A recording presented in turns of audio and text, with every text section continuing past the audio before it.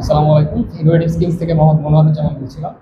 So আজকে আমাদের একজন ইন্টার্নের একটা প্রজেক্ট নিয়ে আলোচনা করবো আর কি।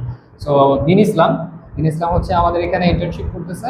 সে ইন্টার্নশিপের প্রজেক্ট হিসেবে আমি তাকে হচ্ছে একটা স্টুডেন্ট ম্যানেজমেন্ট সিস্টেমে ইনভলভ করি। সো স্টুডেন্ট ম্যানেজমেন্ট সিস্টেমের সম্পূর্ণ এন্ড টু এন্ড প্রজেক্টটাই সে বিল্ড করতেছে। এবং পাশাপাশি এখানে অ্যাটেন্ডেন্সের জন্য আমরা ফেস্টিভ্যাল বেসড যে সিস্টেমটা আছে সেটা ইনকর্পোরেট করার প্ল্যান আছে আমাদের সামনে। সো ফার্স্ট অফ অল আজকে হচ্ছে তার প্রজেক্টের ফার্স্ট আপডেট আমরা দেখতেছি যে সে এখন পর্যন্ত কতটুকু কাজ করলো। সো দিন ইসলাম কতদিন ধরে কাজ করতেছে এই প্রজেক্টে? Last week. 2 weeks. So 2 weeks, যদিও এটা আমাদের টাইমলাইন 2 উইকস, বাট সে আসলে 2 উইকস কাজ করে নাই, মাঝখানে ছুটি গেছে। সে মোটামুটি 1 সপ্তাহের মতো কাজ করছে এবং 1 সপ্তাহ কাজ করে মোটামুটি এতটুকু পর্যন্ত সে আসছে। তো আজকে আমরা ফার্স্ট ফেজে তার কি কি আপডেট আছে এটা দেখবো আর কি। সো চলেন দেখি সে কি করবে। হ্যালো এভরিওয়ান, আসসালামু আলাইকুম। আমি দিন ইসলাম। আমি এখানে ইন্টার্ন করতেছি। তো আমাকে একটা প্রজেক্ট অ্যাসাইন করা হয়েছে। তো আমার প্রজেক্টের নাম হলো smart student attendance management system. তো আমি এই পর্যন্ত প্রজেক্টে কী কী কাজ করেছি তা আমি এখন আপডেট দিচ্ছি। তো সর্বপ্রথমেই আমি আমার সুপারভাইজার মোহাম্মদ মনোয়ারুজ্জামান ভাইয়ের সাথে রিকোয়ারমেন্টস কী কী হবে তা গ্যাদারিং করেছি। তারপরে ওই অনুযায়ী প্রজেক্টের ওয়ার্ক ফ্লো কেমন হবে, প্রজেক্টে কীভাবে কী কাজ ওইটা তার সাথে ডিসাইড করেছি। প্রথমে আমি লগ ইন ইন্টারফেসটা ডেভেলপ করছি, কারণ লগ ইন ইন্টারফেসটা হলো রুল বেসড অ্যাক্সেস। তো এখানে আমরা অ্যাডমিনের ইমেল আর পাসওয়ার্ড দিয়ে আমরা লগ ইন করছি।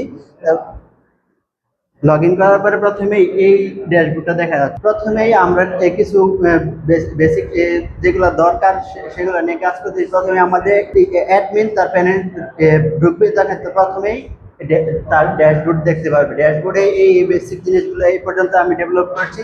তারপরে অ্যাডমিন চাইলে টিচার ম্যানেজমেন্ট করতে পারে। এই জায়গায় অ্যাডমিন চাইলে তার কোন কোন টিচার কোন কোন কোর্সের সাথে অ্যাসাইন আছে ওইটা দেখতে পারবে। তারপরে আবার চাইলে নতুন টিচার অ্যাড করতে পারবে। এখন আমরা একটা টিচার অ্যাড করে দেখি কেমন কাজ করে। তো ওই জায়গায় অ্যাড টিচার আমরা ক্লিক করলে এরকম একটা ইন্টারফেস দেখতে পাই। এখন আমরা টিচারের ইনফরমেশন দেবো, টিচারের ফার্স্ট নেম, লাস্ট নেম, তারপরে ইমেল পাসওয়ার্ড দিয়ে এবং এমপ্লয়ি আইডি একটা দিয়ে তারপরে টিচারের ডেজিগনেশন দিয়ে আমরা একটা টিচার ক্রিয়েট করলাম। এখন যদি আমরা ক্রিয়েট টিচার ক্লিক করি তাহলে একটা নতুন টিচার ক্রিয়েট হয়ে যাবে। তো চলেন দেখি। এই এই যে আমাদের নতুন টিচার মেহেদি হাসান নামে একজন টিচার ক্রিয়েট হয়ে গেছে। এরপরে টিচার ম্যানেজমেন্টের পরে আমাদের দরকার কোর্স ম্যানেজমেন্ট, কারণ কোর্স আমাদের টিচারকে কোন কোর্সে অ্যাসাইন করা হবে এটা দরকার। তো আমাদের কোর্স ম্যানেজমেন্টের জন্য এই জায়গায় আমরা একটা ক্রিয়েট করছি, কোর্স ম্যানেজমেন্ট নামে একটা ড্যাশবোর্ড ক্রিয়েট করেছি। এই ড্যাশবোর্ড ক্লিক করলে এরকম কয়টা কোর্স ক্রিয়েট করা আছে, এই কোর্সের লিস্ট প্রথমে দেখা যাবে। তারপরে আমরা কোর্স সার্চ করতে পারবো, আবার কোর্সকে আমরা ফিল্টারিং করতে পারবো। কোর্সের সব ইনফরমেশন এই জায়গা থেকে দেখতে পারবো। আমরা চাইলে এই জায়গায় নতুন অ্যাকশনস নিতে পারবো। এই জায়গায় আমরা কোন কোর্স কে নিতেছে এটা দেখতে পারবো।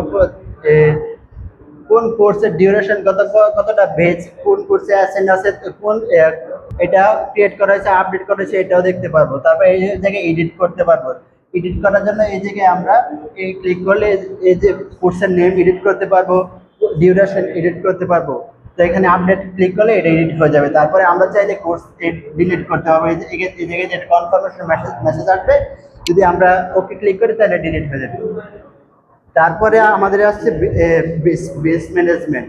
বেস ম্যানেজমেন্টে আছে আমরা এই একটা কোর্সের তো অনেকগুলো বেস থাকতে পারে। তো আমাদের বেস ম্যানেজমেন্টের জন্য কোন কোর্সে কতগুলো বেচ আছে ওইটা আমরা এই জায়গায় দেখাই দিচ্ছি। তারপরে স্টুডেন্ট ম্যানেজমেন্ট। এই স্টুডেন্ট ম্যানেজমেন্টে আমরা কি করতে পারি, টোটাল কতজন স্টুডেন্ট আছে ওই জায়গায় এই জায়গায় টোটাল স্টুডেন্ট দেখাবে। তারপরে কোন কোর্সের কোন বেচে স্টুডেন্ট এনরোল আছে তাও আমরা দেখতে পারবো, স্টুডেন্টের ইনফরমেশন সব কিছু দেখতে পারবো।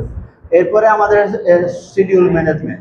শিডিউল ম্যানেজমেন্ট বলতে আসলে বোঝাচ্ছে টিচারকে কোন শিডিউলে তার ক্লাসে কোন কোর্সে অ্যাসাইন করা হয়েছে, তার কত তারিখে তার শিডিউল সেশন আছে, এরকম আমরা এই শিডিউল ম্যানেজমেন্টের মধ্যে দেখতে পারি। যেমন এখানে backend AI development teacher Monowaruzzaman, তাকে থার্সডে কোর্সে এই টাইমে অ্যাসাইন করা হয়েছে।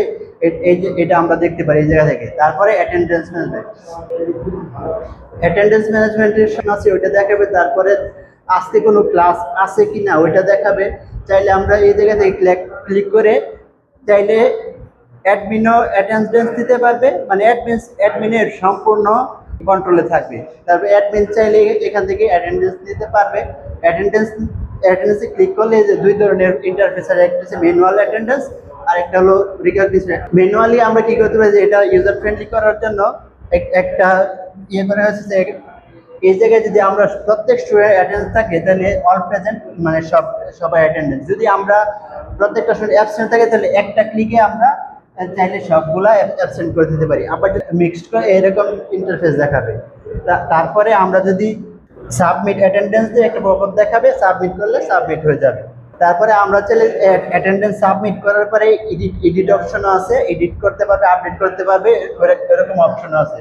তো এটা হলো মেইনলি অ্যাডমিন প্যানেলের ড্যাশবোর্ডের কাজ। তো আমি এ পর্যন্ত এই কাজগুলো সম্পূর্ণ করছি। নেক্সট উইকে আমার আরও প্রজেক্ট আপডেট থাকবে।